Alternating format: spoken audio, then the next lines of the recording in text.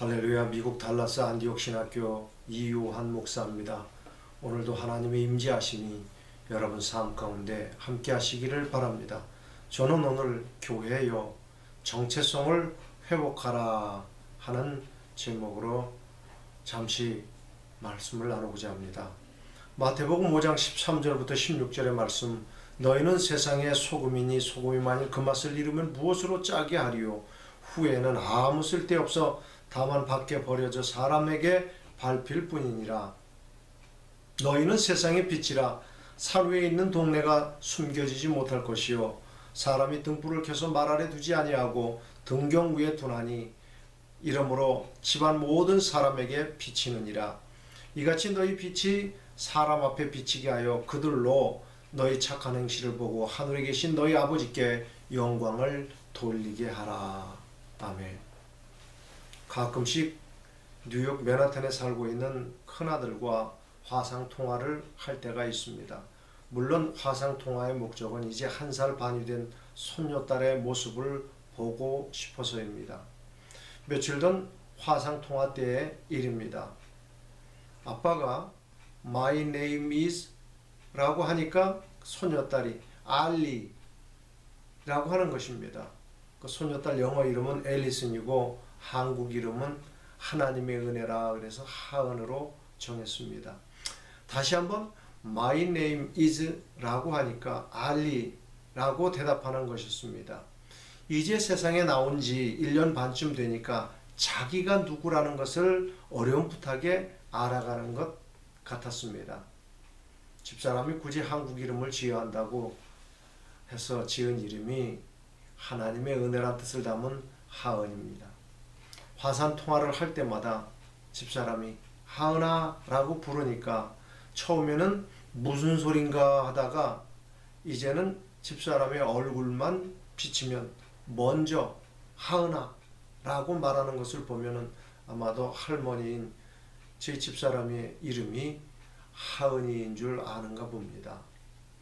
한창 말을 배우려고 주위에 있는 사람들이 하는 말을 따라하는 하은이에게는 말 배우기가 그리 쉽지는 않을 듯 합니다.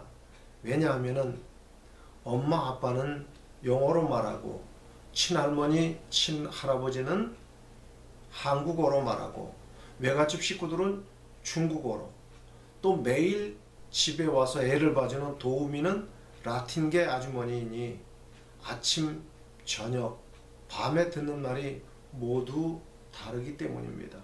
그래도 단어 하나하나씩 익혀가는 걸 보면 신통하기만 합니다.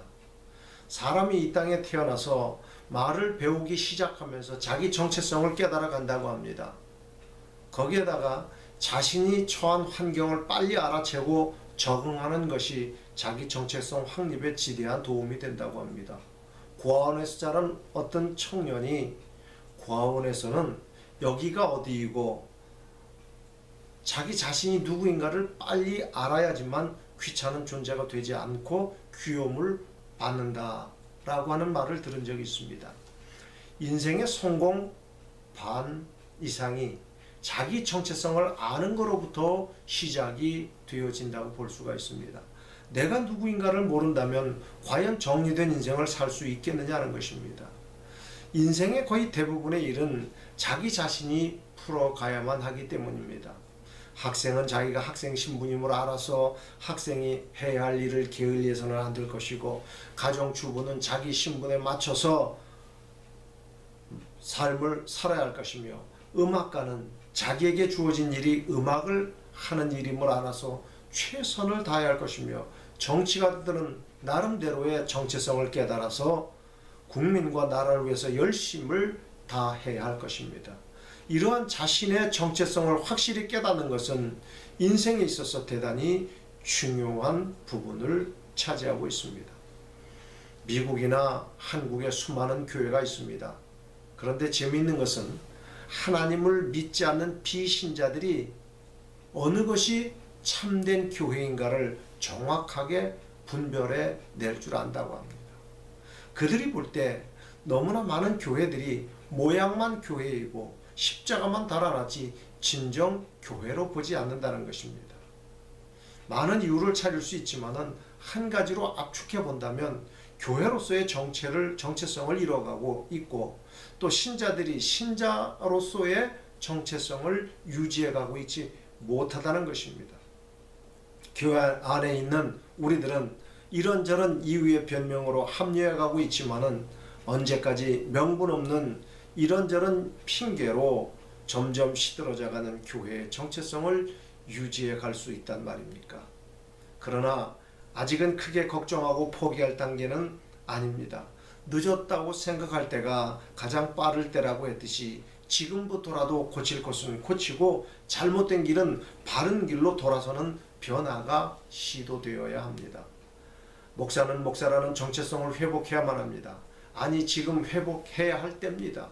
교권 다툼으로 인해서 목회자의 세계부터 서로 신뢰하지 못하고 불신이 만연해가고 있음을 부인할 수 없는 현 실정을 목회자들은 철저하게 회개하고 하나님께서 맡겨주신 양들을 위해서 기쁨으로 희생까지 각오하는 아름다운 모습이야말로 진정한 목회자의 정체성이 아닐까요? 요한복음 10장 11절에 나는 선한 목자라, 선한 목자는 양들을 위하여 목숨을 버리거니와라고 말하고 있는 것입니다. 예언의 은사를 가지신 연세가 많으신 권사님이 오늘날 많은 주의 종들이 명예와 물질의 욕심을 버리지 못해서 하나님께서 너무 슬퍼하신다라고 하는 말을 들었습니다. 이는 그 권사님의 예언적인 말이 아닐지라도 오늘날 보편화된 현상이라고 할 수가 있습니다. 더욱이 일부 중대형 교회 목회자들은 그 도가 지나치다는 것입니다. 나는 언제부턴가 후배 목회자들에게 목사의 적은 목사입니다 라는 말을 해주곤 합니다.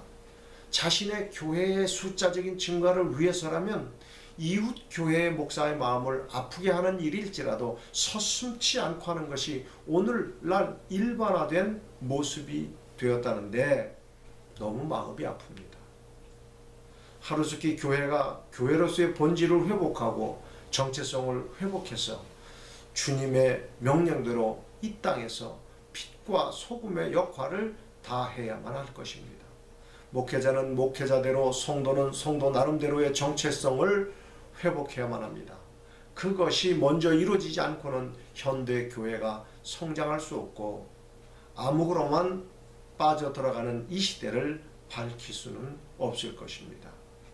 시편 80편 7절에 만군의 하나님이여 우리를 회복하여 주시고 주의 얼굴의 광채를 비추사 우리가 구원을 얻게 하소서.